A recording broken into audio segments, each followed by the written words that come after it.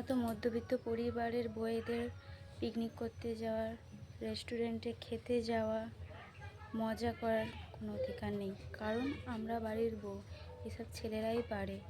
কারণ ছেলেরা ইনকাম করে, রোজগার করে, আর বাড়ির বউয়েরা কোনো কাজ করে না, ইনকাম করে না, এসব ছেলেরাই করতে পারে। তো আজ হচ্ছে জানুয়ারি মাসের 1 তারিখ।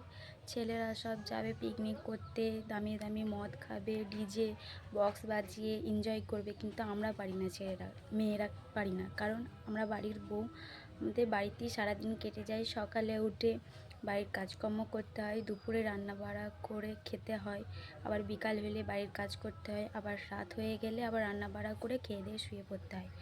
আমাদের ইচ্ছা নেই যে আজকের দিনে এনজয় করব, ভালো রেস্টুরেন্টে খেতে যাব।